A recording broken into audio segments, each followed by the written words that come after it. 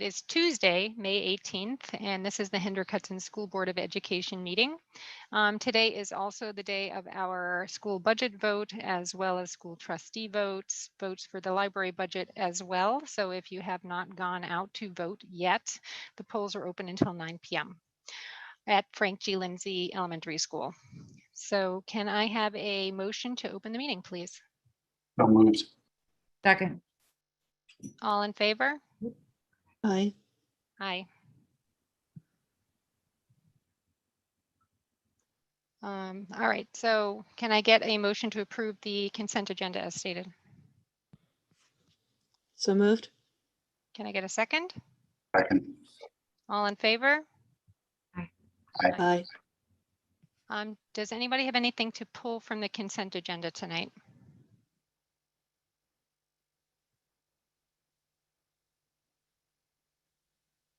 All right, so can I get a motion to approve the consent agenda as stated? So moved. Can I get a second? Second. All in favor? Aye. Aye.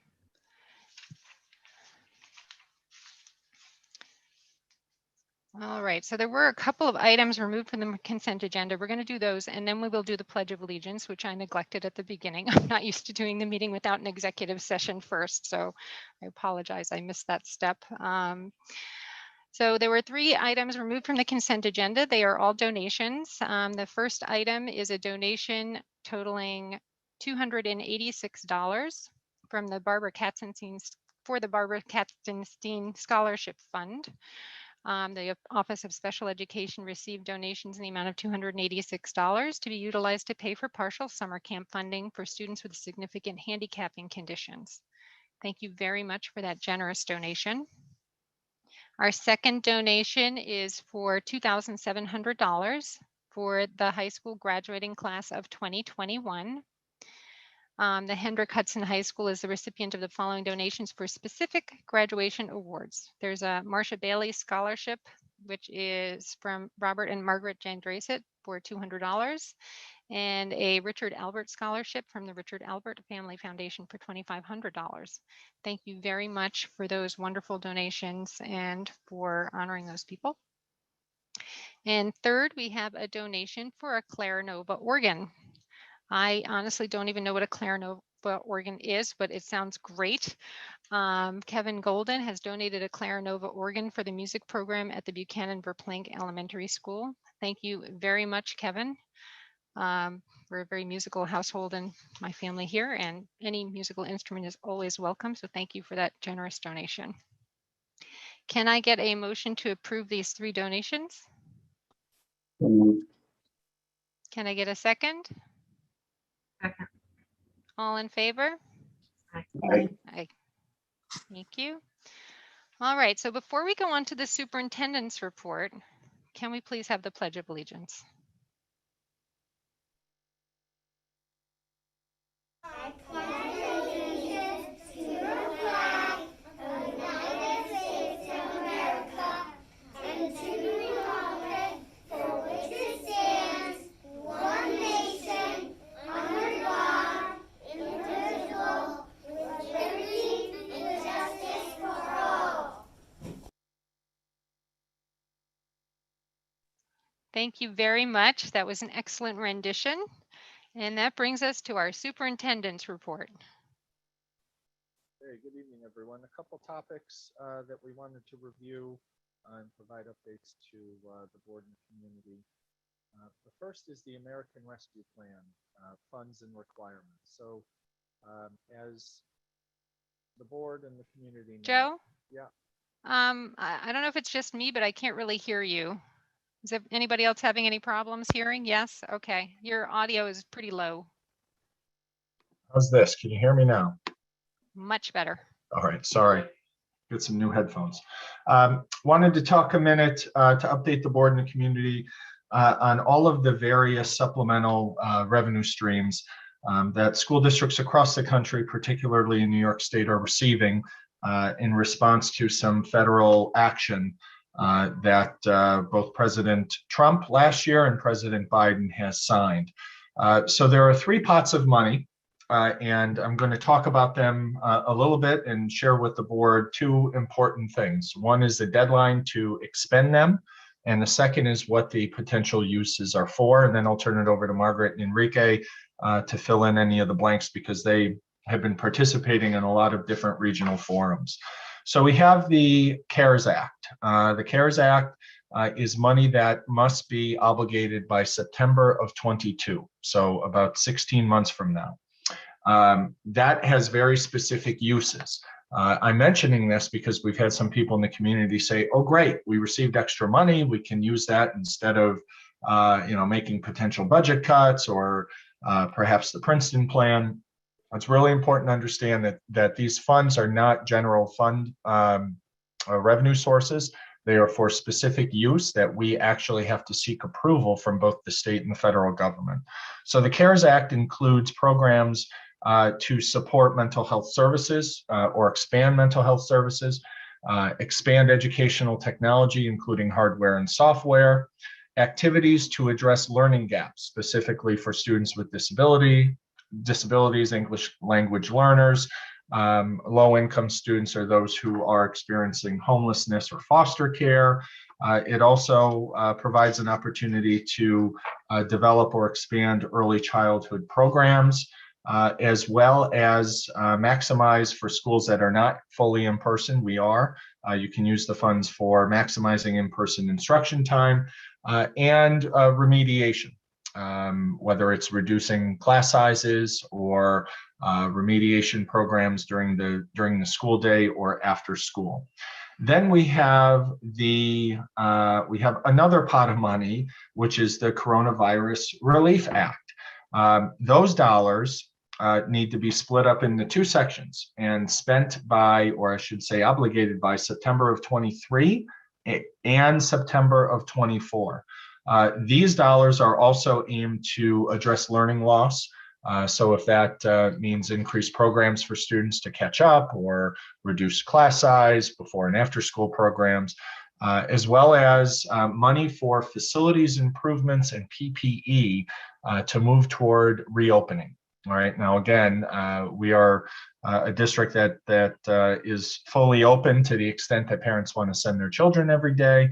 But those dollars can be used for, as I said, PPE or any school projects to prepare for in-person instruction. Each of these three pots of money obviously have three different deadlines and have three different criteria that we have to meet. All of them, to an extent, requires community input as well as staff input. So Margaret and Enrique and I are working on how we're going to get this out in order for people to understand the three different pockets of money, so we can get some recommendations back and of course share them with the board. Some of these obligations need to be met by July 1st. There was an article in our local paper last week talking about how difficult it would be, or almost impossible, to meet that deadline, especially since the dollars were just released. The guidance was just provided a couple weeks ago, and over that time, obviously, school districts have been laser focused on getting their budgets passed. But wanted to make sure everyone understood that these dollars it's not a federal gift. It's not, they're not revenue injections to schools that can be used any way that they wish. We have to submit a plan. The plan has to be approved. The plan has to be publicly available for our community, and we will be audited on it, both internally and externally, by the state and the federal government, in addition, I'm sure, to our own regular audit cycle. So I'll turn it over to Margaret first, and then Enrique to fill any gaps. I know they've been spending a lot of time networking with their colleagues, as well as with BOCES and state education officials and different agencies, to learn a little bit more. So we'll start with Margaret. So Joe gave you the rundown on the three streams of funds and a little bit about the purposes. We've spent a lot of time with different agencies and associations across the state to talk about what's the smartest way to use this money. And Joe and I sat in on a webinar the other day that was very powerful, with some key players in the state that reminded us over and over again, this money goes away. The smart move is something that over time, you don't need to pay for when the money goes away. An example that they gave was that if you're adding teaching positions or any other position to your district, eventually when this money goes away, the district has to pay that salary or that rental fee or whatever it is we've incurred. So the smart money is to look at how can we use this to improve instruction, to close gaps that clearly exist because of COVID. But that will end. So we've looked at creating some short-term one-year positions that will help us with learning loss. And we've made it very clear to the people that we're talking to, this is a one-year position. This goes away at the end of the next school year. We're looking at some opportunities over the summer. Again, a one-shot deal. It's an opportunity to close gaps that some of our students, unfortunately, are experiencing. Obviously, we're also addressing some of the key groups, special ed, ENL, kids who are still struggling with reading and math.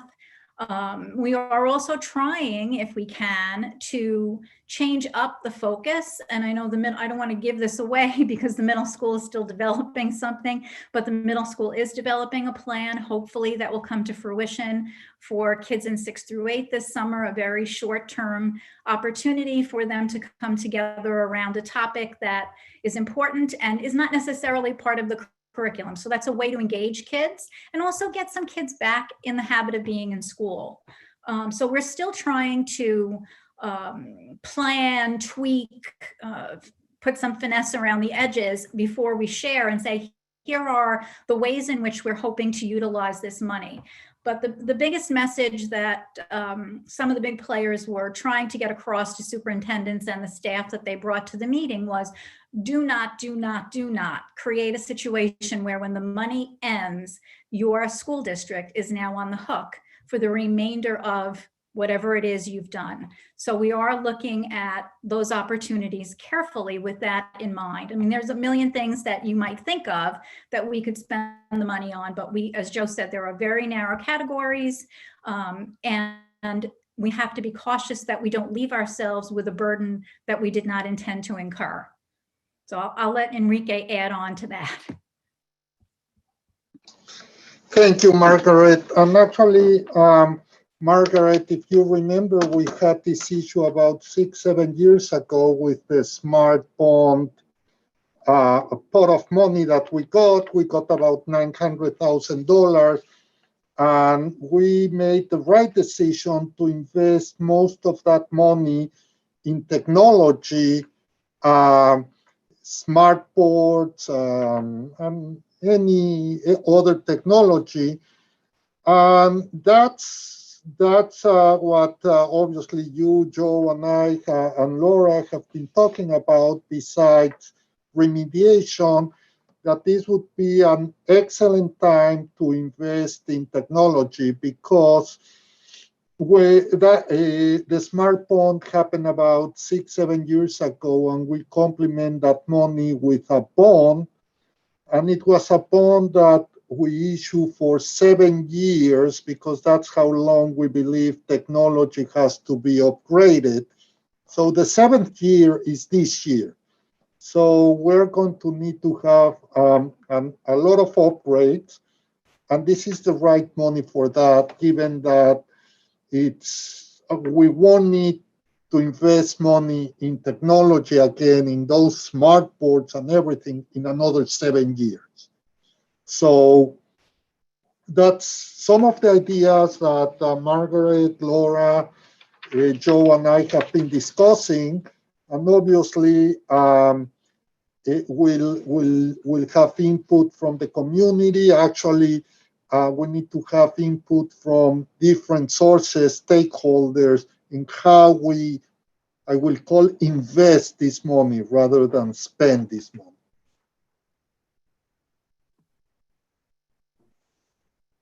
Thank you. Joe?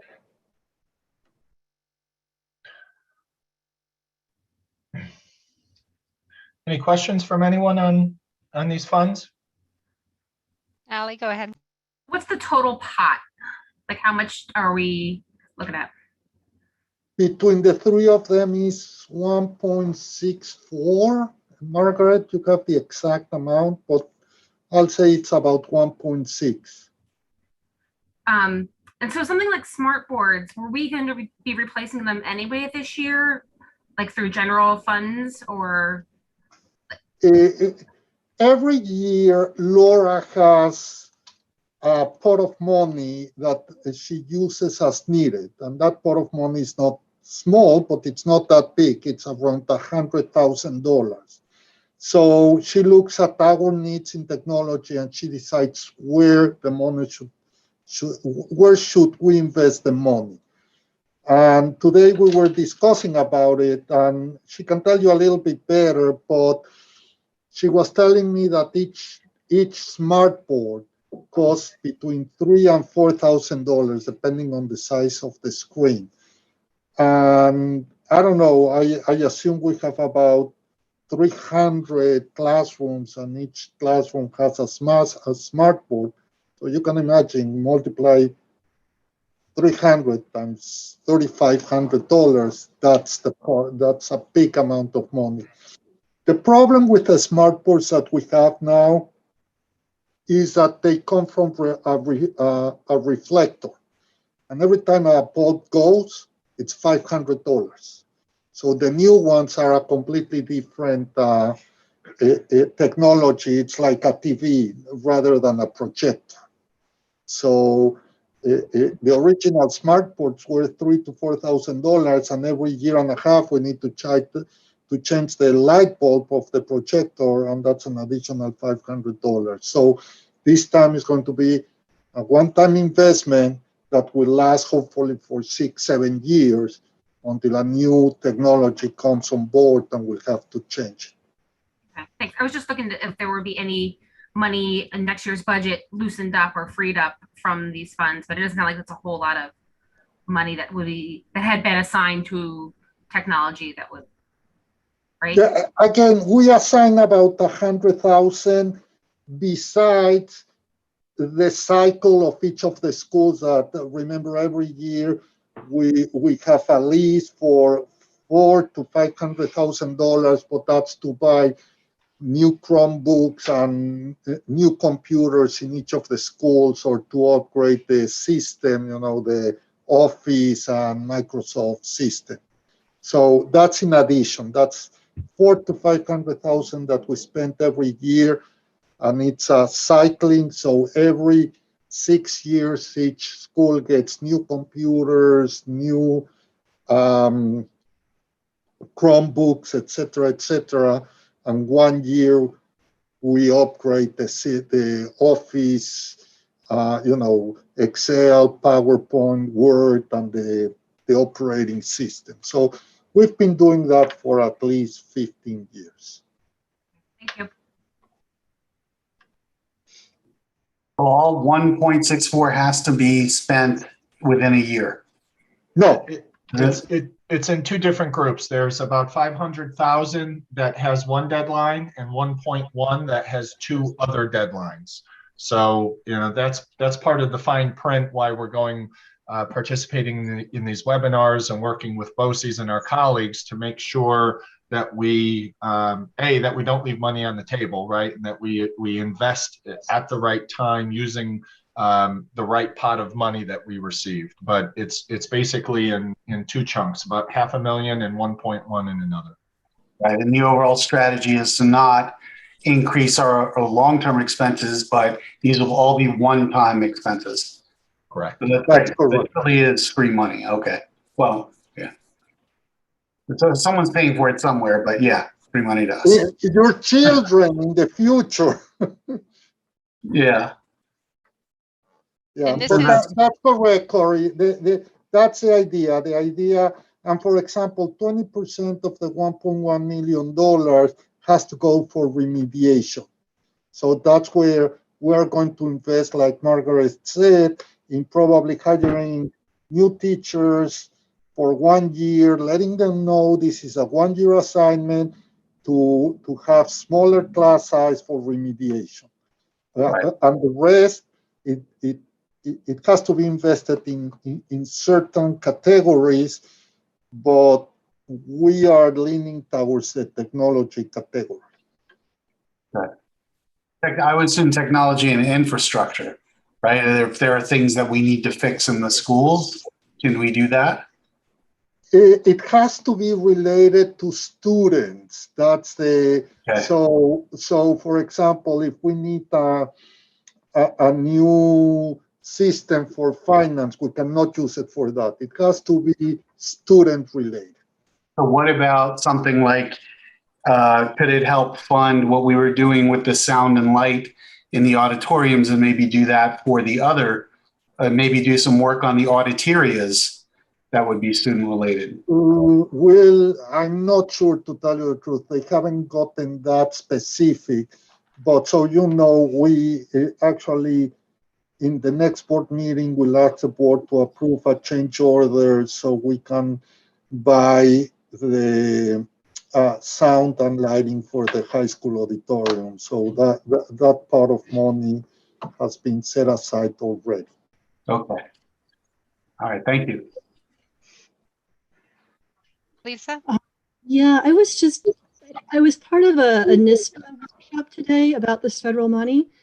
And one of the other things they talked about was using it for facilities with regard to like HVAC systems with the increased ventilation we've had to do. That's And- what they call PPE, for PPE. That's exactly what they mean when they say PPE, yes.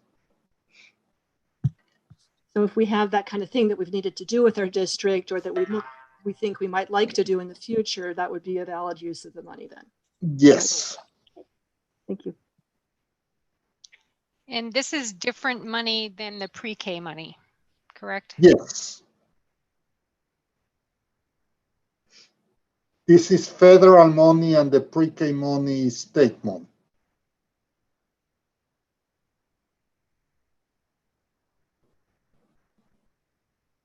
Any other questions? One other question about deadlines. So we'll need to have a plan for the state by July 1st, or is that, what exactly do we need to have for them by that July 1st? Yeah, we're still trying to figure that out because we have to provide a set of assurances by like next week that we will be doing certain things.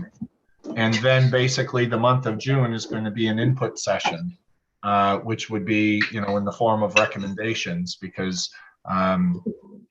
again, some people may approach this as, oh, great, let's, dream big and, do some, really innovative things. But what we need to do is make sure that whatever innovation we decide to purchase or invest in, that there isn't a responsibility that cost gets shifted, back to the local school district. So it's really important that we have a narrow focus because we have to start with the end in mind, and the end in mind is that we don't have recurring costs that we will pay for. So as Enrique said, technology or perhaps to the extent possible, some facilities upgrades that qualify. We have talked about coming out of COVID next year, trying to keep, using the remediation language, having lower class sizes, those sort of things. So we still have a little bit to learn. I mean, the article in the paper last week basically said everyone's going to be scrambling to try to, figure out what the fine print is. I believe I read something today that said your plan just has to be posted. Don't bother sending it to the state for approval.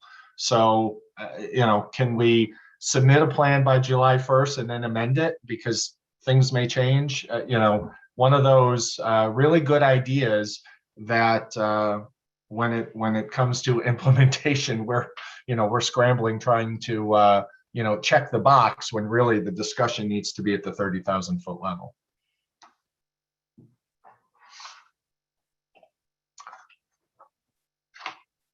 All right, I'll move on. We had 6 successful budget forums over the last 2 weeks that Enrique and I hosted.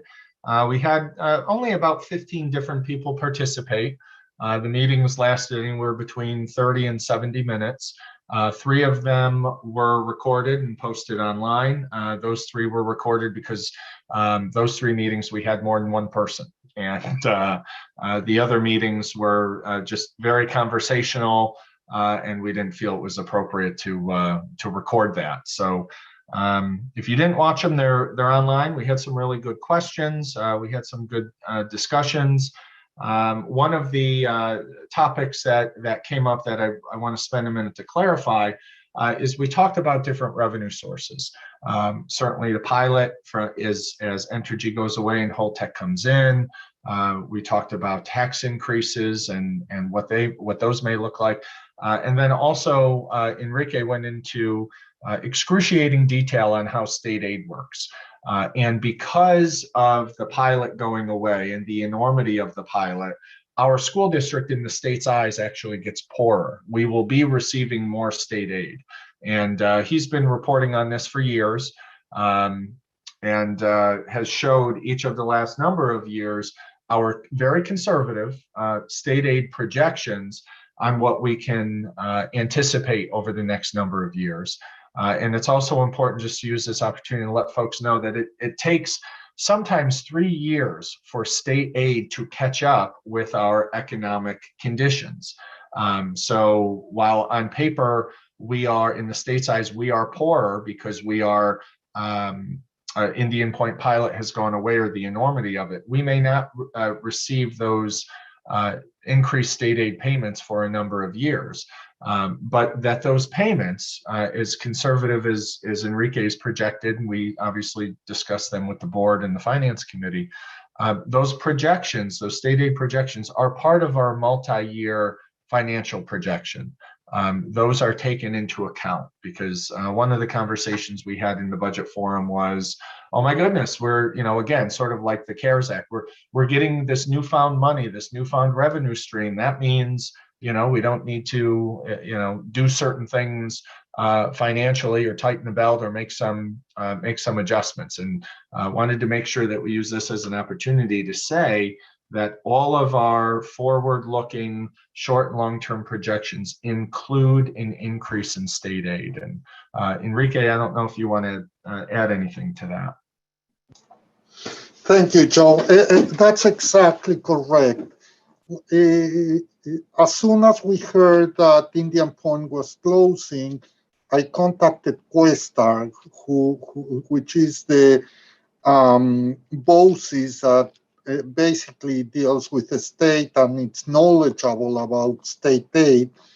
I work with them and they told me that they believe that our state aid will increase between $5 and $8 million. So that means that today our state aid is $6 million, and I'm projecting $11 million in 4 years.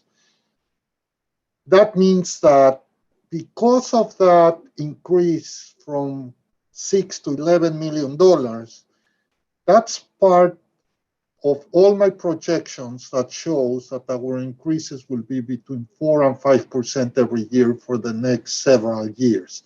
Without that increase, obviously, we would have to make in taxes that increase of the $5 million.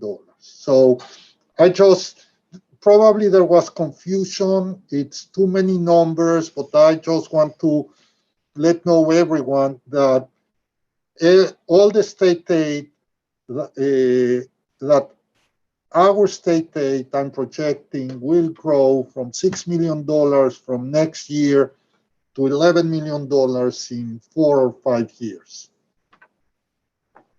All right. Have my hand up. Is that all right if I go? Yeah. So Enrique, I just had a question. I mean, in all the budgets that we talked about and all the estimates that you provided a conservative number around state aid, which included the fact that we would get more state aid. So now that the numbers are more real, how different is this from your original projections? Is it on target? Is it different? In other words, are we getting millions more than we expected or exactly what we expected? Actually, like Joe said, it takes 3 years for them to recalculate. So yep. Last year was the first year. So they don't give me any projections of how much our wealth ratio will decrease because of this. So just to give you just to tell you where we are in the wealth of the state. The average wealth of the school districts in the state is considered to be 1. Our wealth ratio is 1.56. That means that we're 56% richer than the average school district in the state. And that's what they are going to figure out, how much less wealth we have due to the closure of Indian Point, but also they will want to see, okay, you don't get 24 million, but you get 4. So you lost the equivalent of $20 million of times the assessed value. So they do an equivalency of assessed value equal to 20 million. So for example, your house, just to say something, might be assessed at $10,000. And therefore you pay $10,000 in taxes. So they will say, okay, $24 million represent $24 million in assessed value. If I reduce the assessed value, the total assessed value of all the houses and businesses and land in the school district, if I reduce 24 million, how much poorer is Henry Hudson going to be compared to what it was? And that's how they determine the wealth ratio. And the wealth ratio represent, I'll say, between 80 and 90% of the state aid that a district receives. Right. But you've been estimating this for us for a number of years now. For 3 years, as soon as we know. So I just want to make this plainer. We talked about this a lot. I just want it plainer for the people who are listening in on this so they can understand what this means. And correct me if I'm wrong here, Enrique, but this addition of state aid is something that we have already accounted for in the budgeting. And the fact that we are not going to get that state aid for 3 years because it has to have time to adjust has already been accounted for in our budgeting, right? So for the people who listen in, this is not new money. This is not something that we didn't expect. We don't have a windfall of cash. This is exactly where we thought we were going to be, based on the fact that you had made those estimates and you knew this was coming and you knew this was also going to be delayed for a number of years before we get it. Exactly. And so Corey, I have my projections in front of me. For this year, it's no longer a projection, it's an actual. We're getting $6 million, $6.06 million. I'm projecting for next year a 2.5% increase like any other district. And then the third year, I'm projecting an increase of $3 million. So we'll go to $9 million. And that will give us that particular year about 3.5% increase that year. If I take away those $3 million, then our tax levy increase will be 9%. Right. And this is something that was budgeted for when you had your tax calculator that was on the web. Exactly. Right? This is already built in there. So I don't want people to be thinking that this is newfound money that we didn't have, that we didn't know about. This is something you've already projected and is already included in the numbers. Thank you. That's correct, Corey. Okay. Thank you.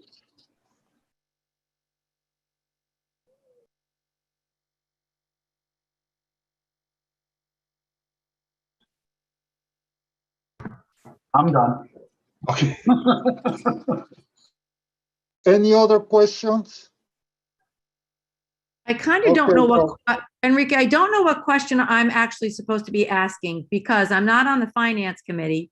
But it seems like we've gotten a lot of letters from some people that are really confused, right? So, And Lori, to tell you the truth, it's not like it took me a year to understand everything that was going to happen after they announced that Indian Point is closing. There are so many parts that are moving that it's very difficult for someone that is not in my position to understand. I try my best to explain it, but it's really difficult because, again, on the one hand, we lose $22 million,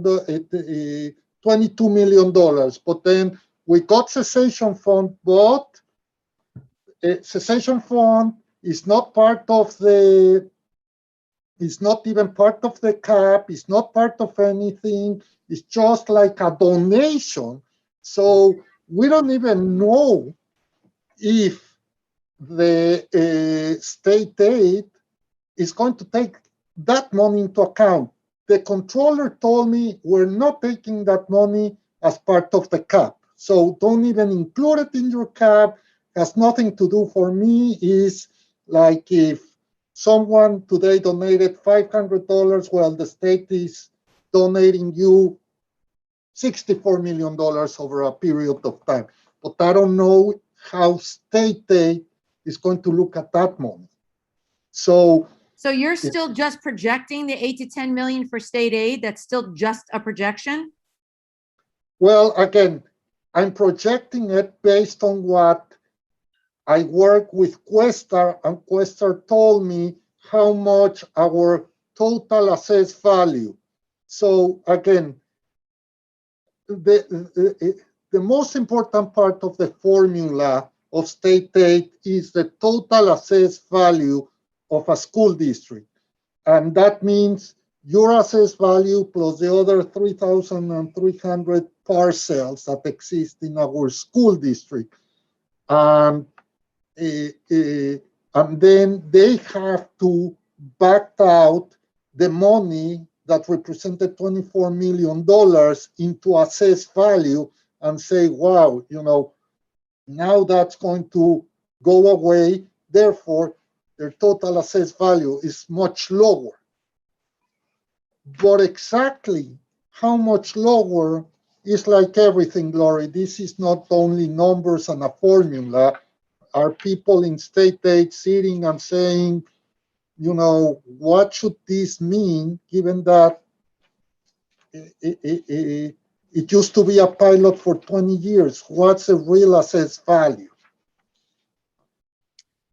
What are we projecting? So your projection is 8 to 10 for how many years? No, Barring that nothing like really projection- changes, because Holtec is not going to be finished for a long time. So That's that what I'm property is saying. gonna, like, remain My stagnant. projections as they are that we're going to be getting $4 million in pilots, because that's what our original pilot said, that after the 3 years, we will get 10% for each of the 10% of the pilot for each of them.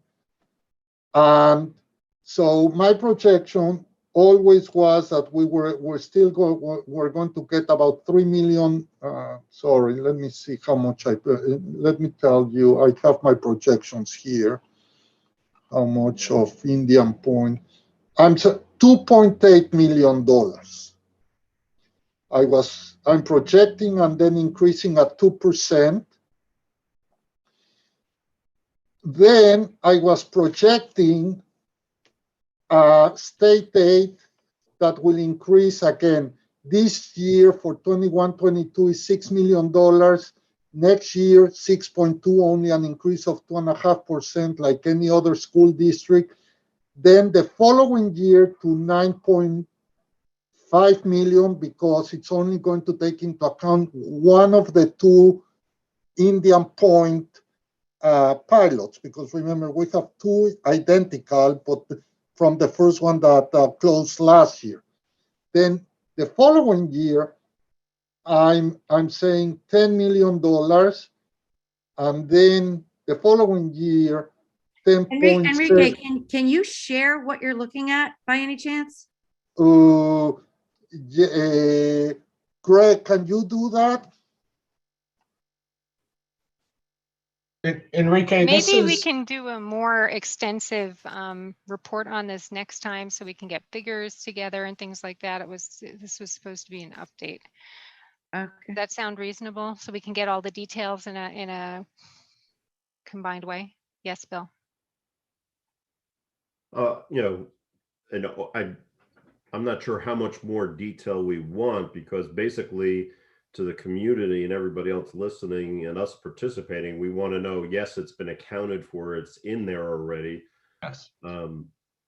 How it's calculated, let Enrique calculate that. That's way beyond Board of Ed meeting 101.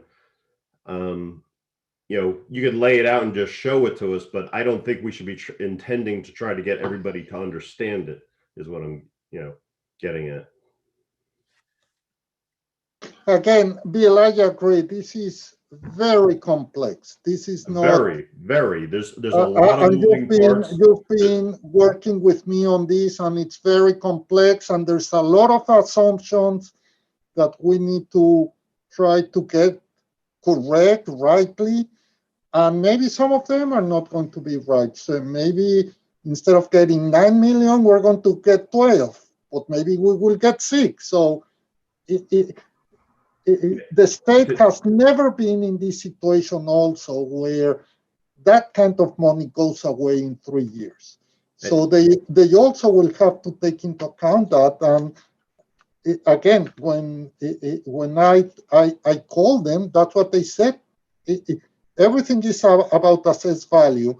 And one of the reasons that we decided to have this pilot is because no one knew how to value the assessed value of Indian Point when Indian Point was operating.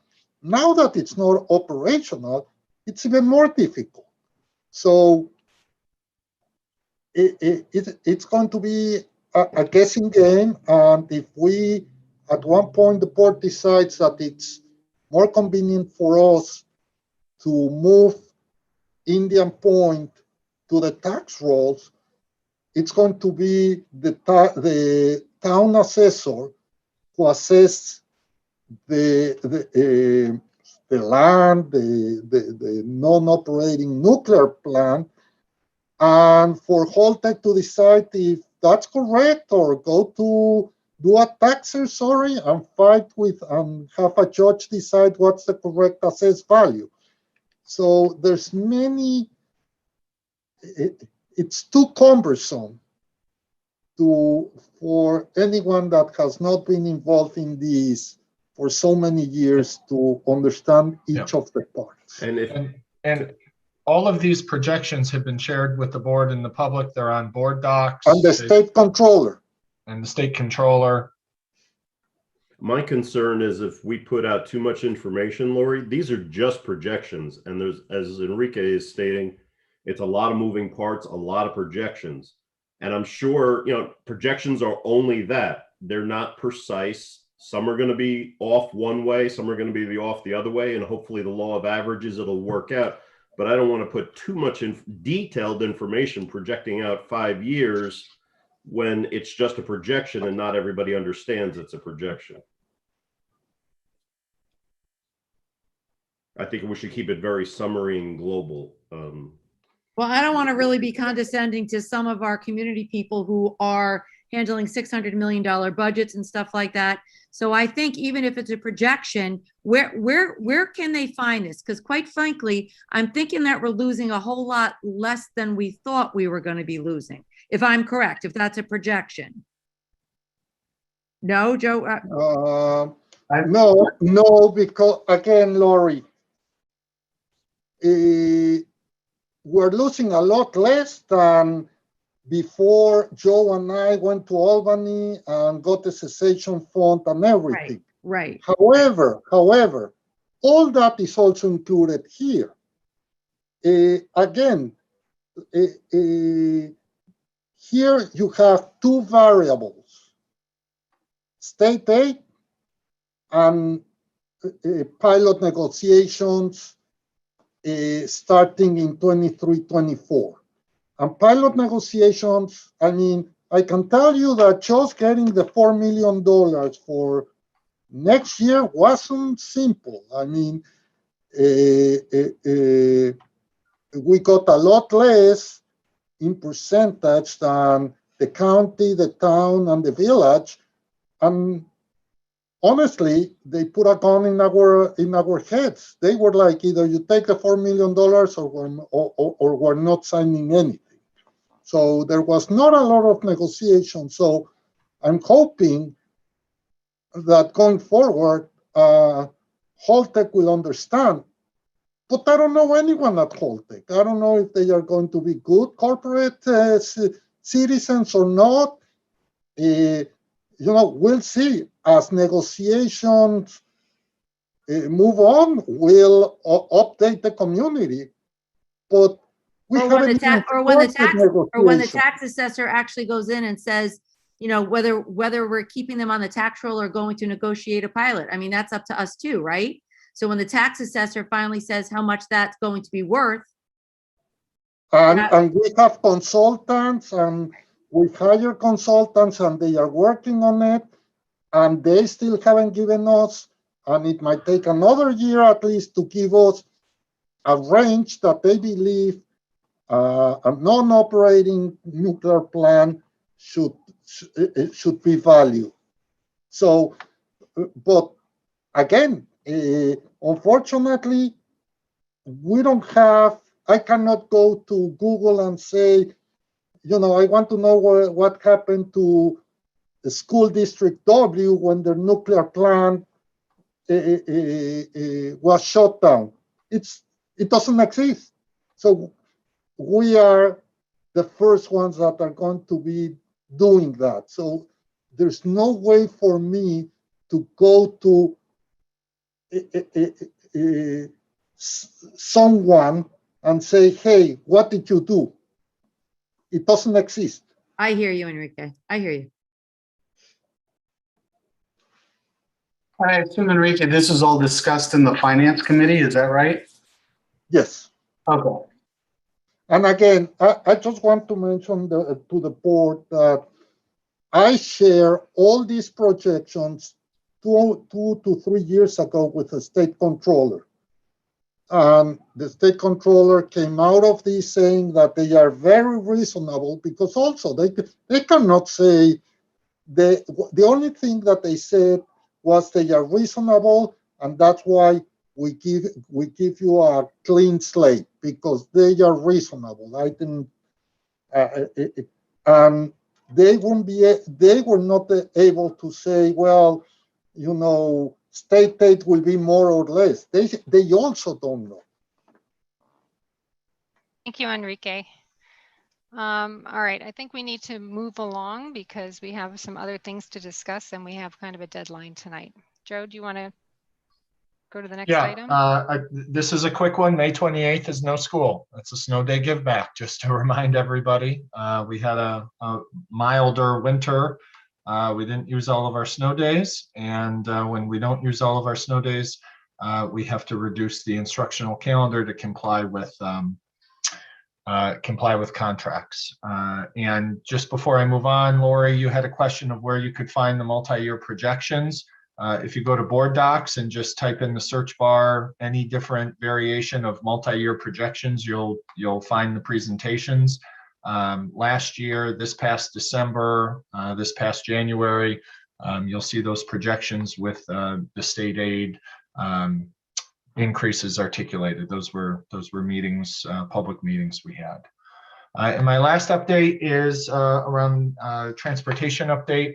As we move to implement the Princeton plan, Liz has been working on some routes.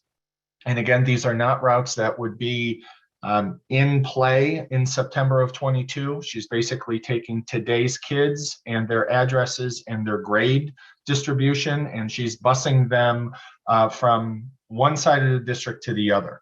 So if you're a Furnace Woods student, and you are going to BV or Frank G. And if we were implementing the Princeton plan tomorrow, your bus ride would be between 21 and 37 minutes.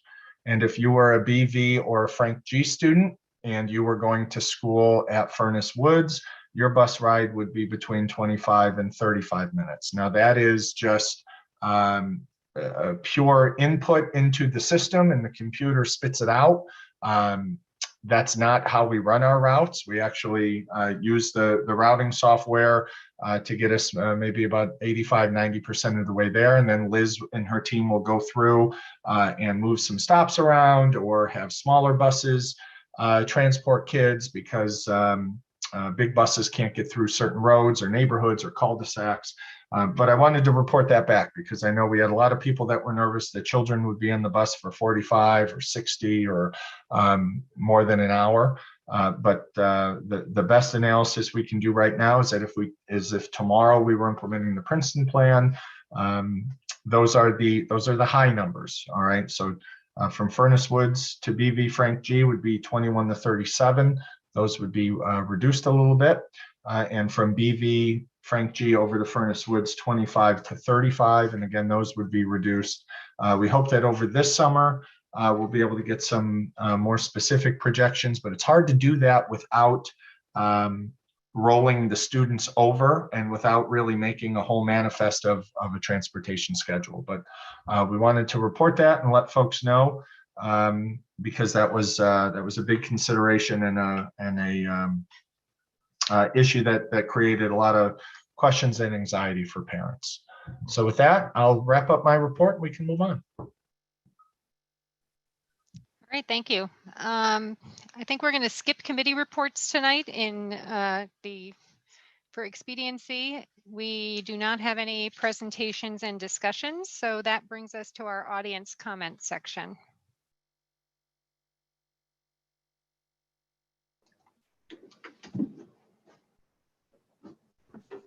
While Jane gets situated, we had 3 people identify or send in comments. Yep. Jane is going to read 2 of them, and 1 individual is going to join us on the Zoom. Yes, we have Patrice Alcazar waiting. She would like to read her letter to the Board of Education.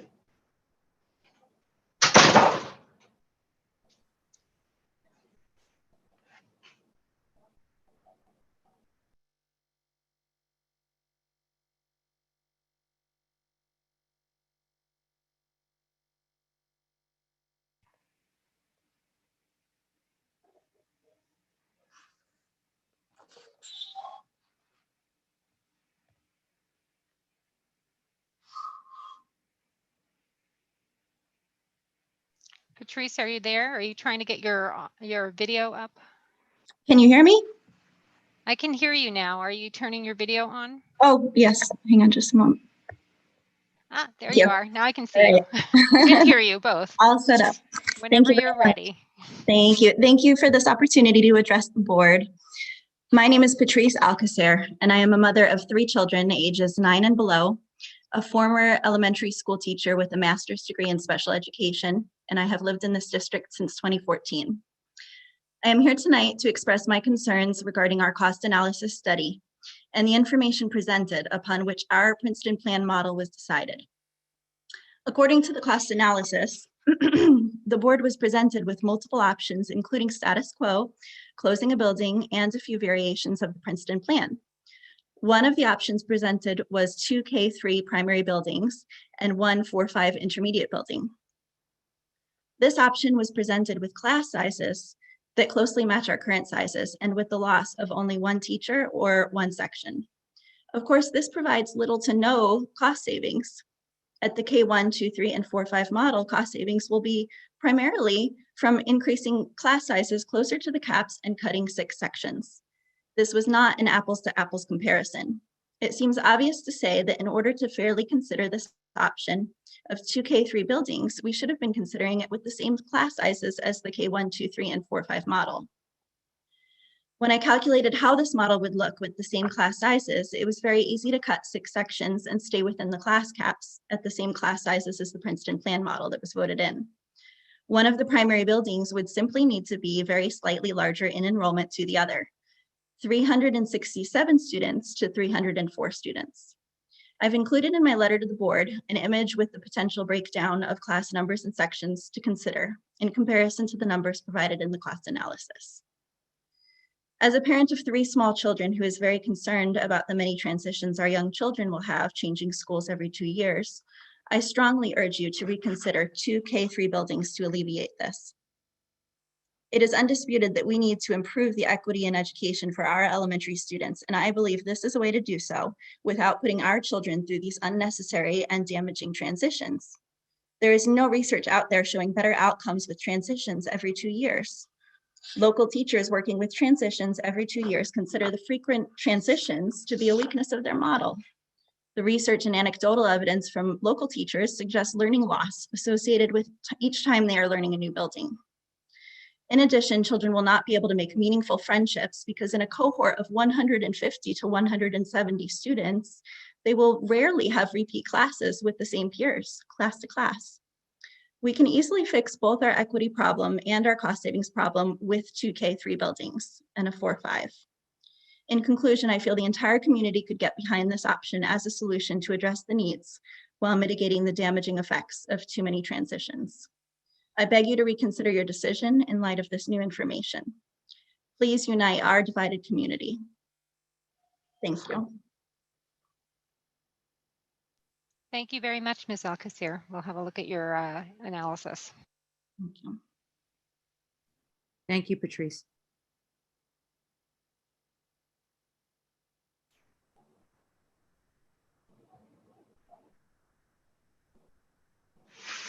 Jane, do we have another? Yes, I am going to read a letter that was submitted by Nancy Henning. Dear Board of Education, thank you for taking the time to read this letter and to respond.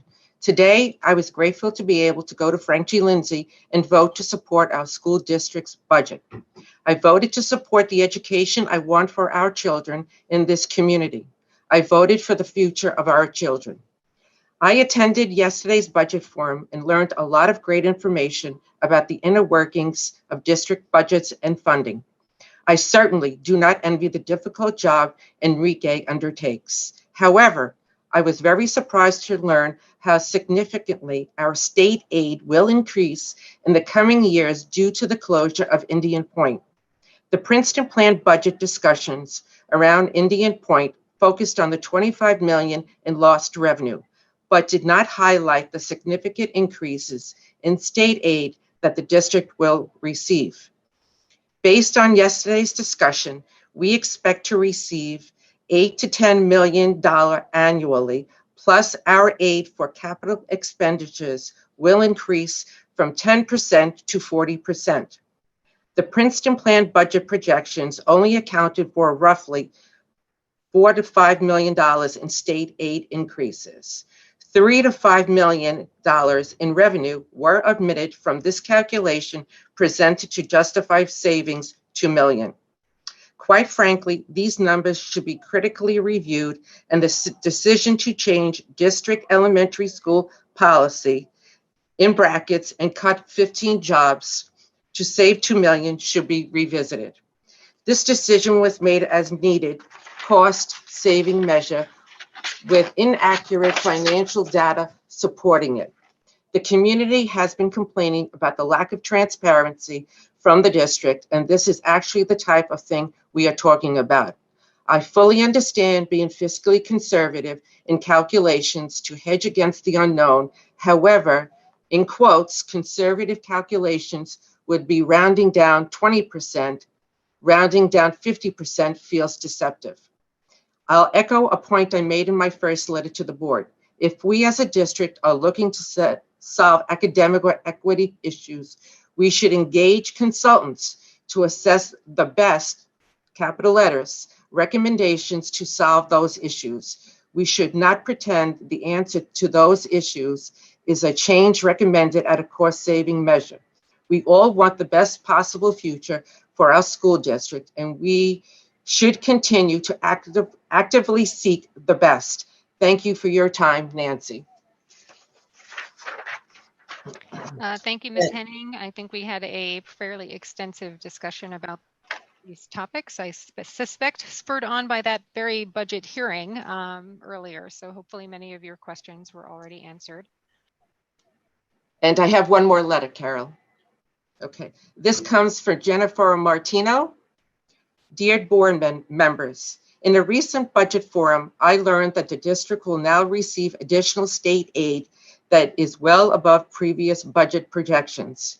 Given this new state funding and the $65 million from the New York Secession Mitigation Program, I would like to know why the district is still planning to move ahead with the Princeton Plan model. The purpose of the reorganizing the schools was to save money in response to the loss of revenue from Indian Point's closure. Taxpayers were told that the Princeton Plan would offer measurable tax avoidance without reducing any of the educational services our schools already provide. It seems that the additional state monies eliminate the need for the $1.2 million savings that transitioning to the Princeton Plan model will provide. Given that the district is receiving more money than initially calculated, I would like to know why there is still a need to move forward with eliminating 14 teachers / staff positions in the 22-23 school year by adopting the Princeton Plan. I am concerned about the fact that the board decided to vote on the Princeton Plan prior to having received finalized budget information from the state. Although some board members expect the community to move on and accept the board's decision, new information like this further adds to the distrust felt among so many. It seems that this decision needs to be revisited for further deliberation. Thank you, Jennifer Martino. Those are the only comments I have, Carol. Thank you, Jane, and thank you, Ms. Martino. I suspect you were at the same budget hearing as Ms. Henning. If you have additional questions after hearing tonight's discussion, please contact Mr. Hawkrider. Thank you. All right, so that is the end of our audience comment section, which brings us to our board comments and new business. Hang on one sec. Just wanted to unmute my mic there without my spacebar thing. So we are going to be talking about our board meeting format for June, since recommendations are changing on a weekly basis. I'm not going to project out to what's happening in July, but Lisa and I got together with Greg and with Joe and looked at how we could do June meetings in person if we so chose. And what we would propose to do is we would have our executive committee meeting at home. Then we would come to the boardroom. In school, you still have to be masked and 6 feet distance. They have not relaxed those rules for school properties. So we would have to be masked at the building. We would each have to be on a microphone, whether that's a lapel mic or whether that's something like my headset, and on Zoom. We can have in-person comments, and we would kind of move towards doing in-person comments only. People would come into the building as we called them. They could make their comments at the podium as they had before, but we would have to limit people in the building at any particular time unless next week the rules change. Do we still have to do temperature checks? I'm not sure. We probably still have to do temperature checks and release forms as people come in and out of the building, including the board trustees. Everybody, including the presenters, would need to be masked throughout their board comments or their presentations. And that's it. So our choices are either to do the meeting in that kind of a format. We do still have a live stream requirements. So in order to do the live stream, we would still be on Zoom as we are now. It's just that we would be in the same building, but the public, if they're watching the live stream, would still see us on these Hollywood Squares boxes. We would not have all of our administrators in the building because we would run out of room in the room, so they could still do their presentations remotely, and the presentations as well would be done remote. It would just be the board trustees in the room together.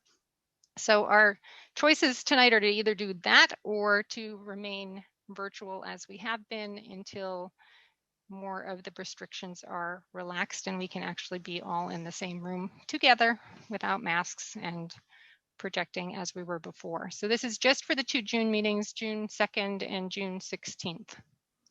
And the floor is open for discussion.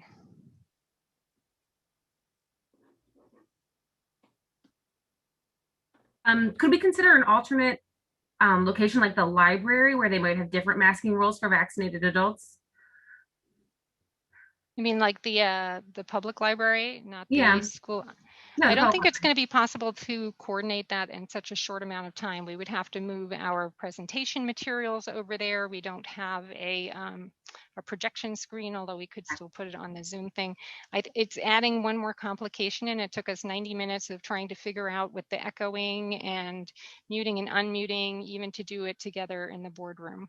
The live streaming requirement really puts a kink in things, and because we have various presenters, I think it would be ambitious to try to put it somewhere else.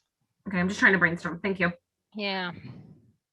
So the requirements for board is different than the requirements for teachers in the classroom, because kids can be in mass 3 feet apart if they have there's different rules. So different rules apply to board members? The requirements are different for adults than it is for students. Yeah. I'm for going in and giving it a try. Okay, Bill? So you're saying if we're doing it in the boardroom, in the boardroom we've used in the past, no one will be admitted from the community as an audience? Correct. What about doing it somewhere in the cafeteria where it would be a bigger room, giving us, because if we can't have the community in, what's the point? We might as well. We thought about the cafeteria too, but we have sound issues there, and the sound issues with the mics and the echoing and those kinds of things were even greater than doing it at the boardroom. Plus, we would have setup and breakdown the way the rooms are organized now, so that would increase our expenses significantly. Didn't you just say that we were going to allow speakers in like one at a time or something? Yes, like speakers, but not audience members. So they can't sit in chairs in the audience, but speakers can come in and speak to us, read their letters in person. There's not a space in the buildings that's bigger than that meeting room that we're in, because we didn't always have it there. Is there a space that's bigger somewhere? What about the high school auditorium? Go ahead, Lisa. The problem with the larger space is that it creates just sound issues. It really does. And when you're closer together, we're better able to manage all of that.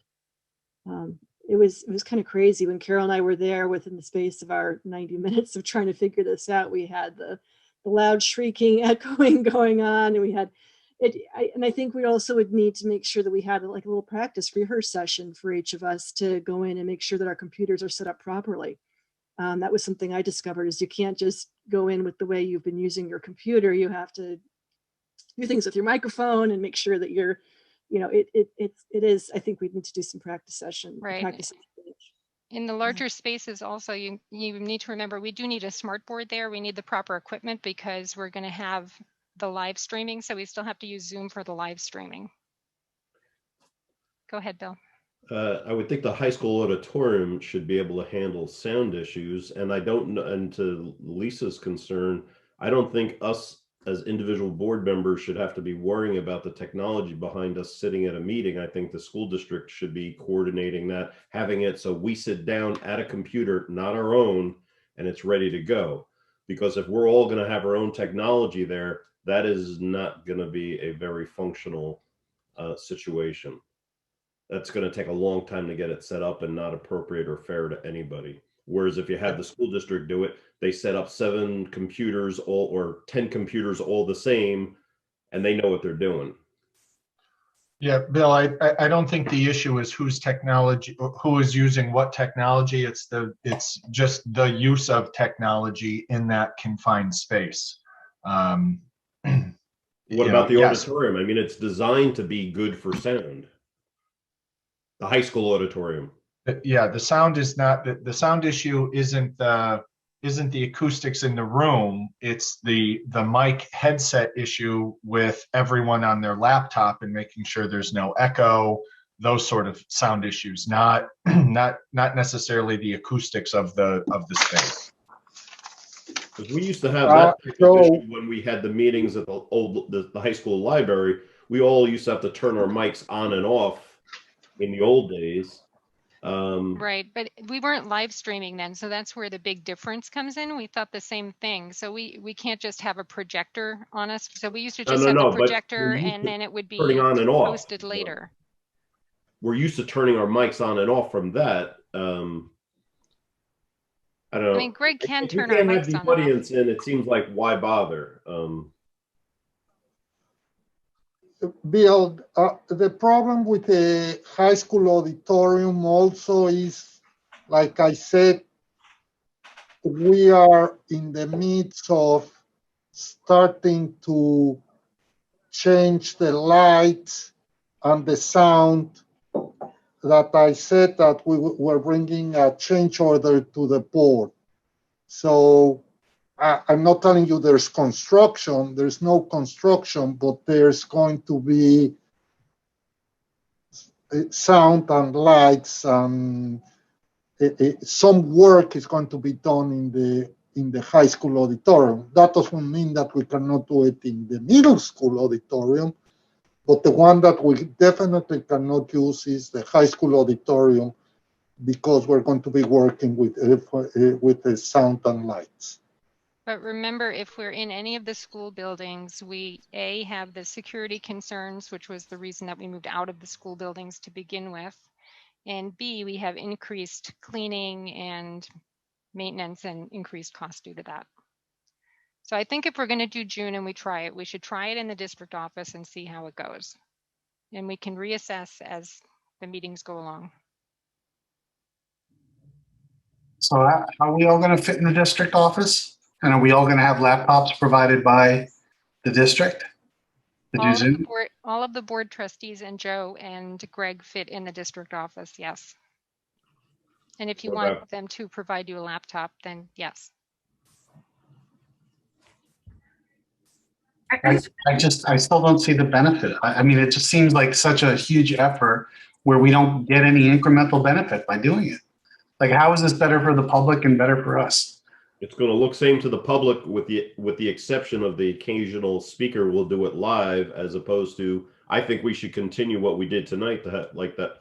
Right. From the community. That was wonderful to have them join us on video. And I think that as long as we have that, I'm with Corey. I don't know that doing it in the district office adds anything until we can have the community in it at large. Yeah, it adds a cost. Allie? I'm just struggling how to say this. Other districts are doing it. I don't understand why we can't overcome the same challenges that other districts have figured out. Did you look at Croton's meeting? I don't think so, no. Okay. So yes, we can do it. And yes, other districts are doing it. Are we going to lose some quality of our production? Yes. Everybody's going to be masked. So, it does make a difference. People are often looking to the side at the person next to them, so you're not seeing people face on. There are some audio quality issues, so we have to be even more conscientious of muting and unmuting our mics when we speak. Not everybody will be in the room, so we'll have some people up on a screen to the side and the board members there. I'm certainly willing to give it a try. It's not going to be exactly the same quality we have now. And like I've been saying all along, the rules are changing so quickly. By the time we get to our first meeting in June, this might all be moot anyway. And they say, okay, fine, now adults in schools can have their masks off. I have no idea, or certainly by July. Can we just wait until that? We can, sure, but there's I just don't understand. People have expressed an interest in doing the in-person meeting, so we're trying to accommodate that. I still don't understand the benefit.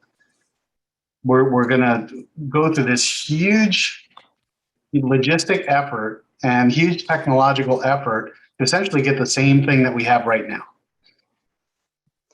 And we cannot insist board trustees come to the building either. We would encourage trustees to come to the district office, but if you did not want to come to the district office, we can do a hybrid model.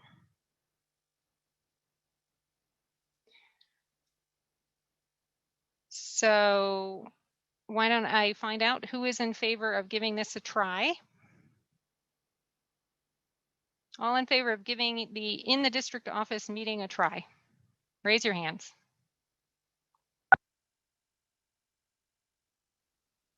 One, two, three, four. Okay, 4. So first meeting in June, we'll give it a try. We'll see how it goes. We'll tweak it. Hopefully we'll improve things. And hopefully by beginning of July, we won't even need to be talking about this because everything will be back to, you know, everybody who's vaccinated can be in the same room with no distancing in the district office, the same as everywhere else. Well, one other point I'd like to make. What we're doing for June? I'm sorry, Bill? The June meetings, is that going to include a hybrid model? Yes. Wouldn't it make more sense to just wait for the 2 new board members and have a vote on it then, rather than do this right now? No, because I think Lori and Mary Pat and Allie have really wanted to have these meetings in person, and they've been very patient and waited for them for a long time. And I would like to honor that request and have meetings in person. Lori and Mary Pat only have 2 left, so. And how much is it costing us again? Just the amount that it's costing us to do this? Now with technology and everything else that we have to do and additional staff and cleanup? Yeah, it's in the neighborhood of $800 to $1,000 a meeting in terms of prep, set up the meeting, break it, or set up the room, break it down, clean it before and after. We'll need some security folks at the meeting to coordinate people who are in the parking lot waiting to come in and join the meeting, as well as do the health screener. We did not factor into any technology costs.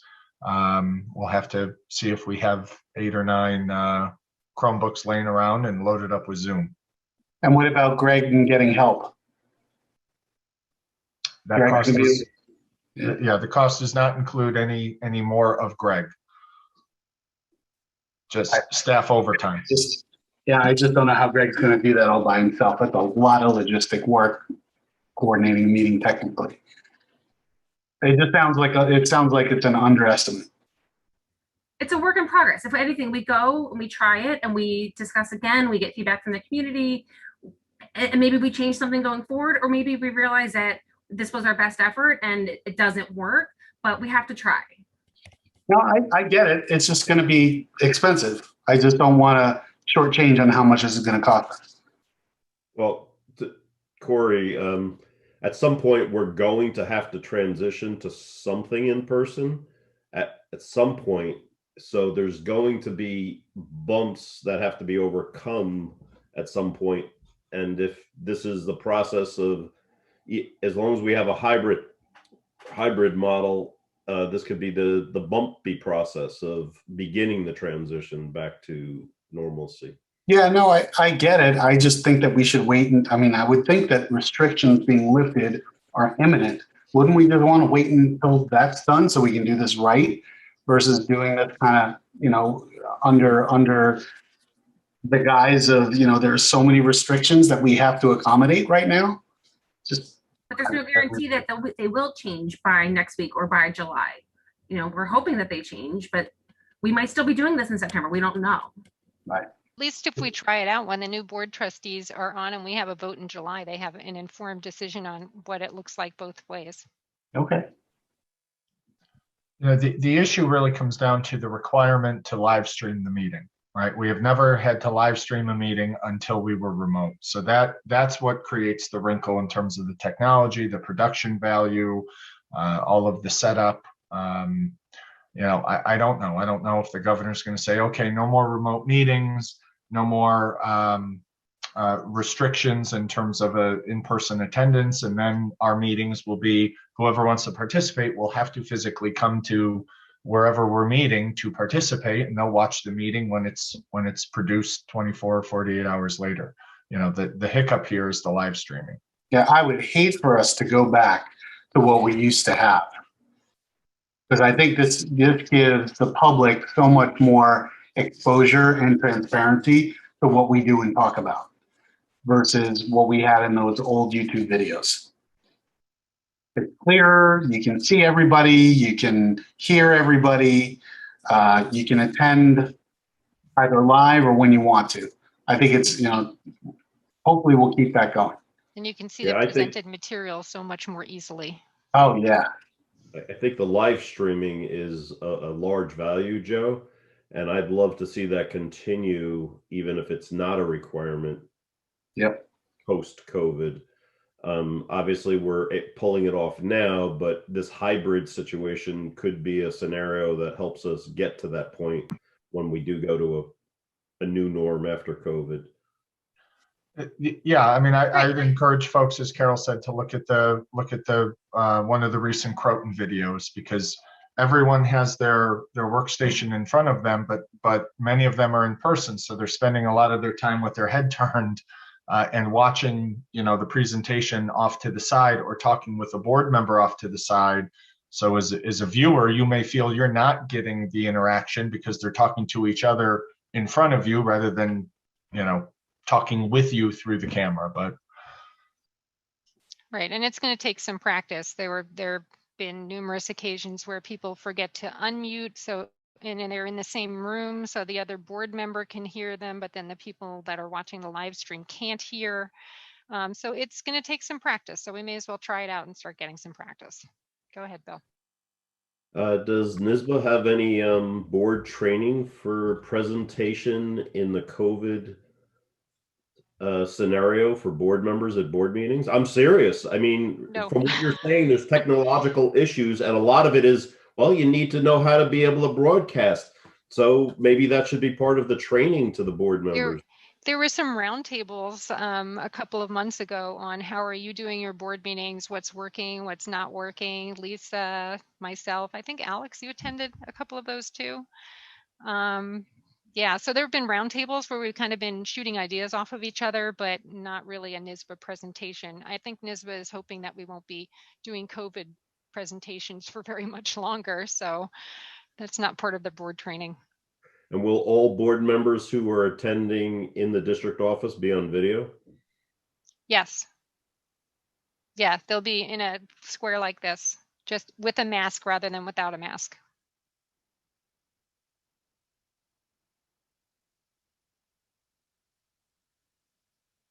I would suggest also that we schedule some time for those who have not come to the district office yet and tried this out with the technology to do that, so that Greg can help explain what the drawbacks are, not drawbacks, but the difficulties are, so that you're prepared for the meeting. Because Lisa and I both had trouble connecting to the internet at first, and then we tried with the headset, without the headset. There are some kinks that should be worked out before the next meeting. So Joe will try to coordinate some time for board trustees to come in and do that if you're going to be coming into the district office for the next meeting.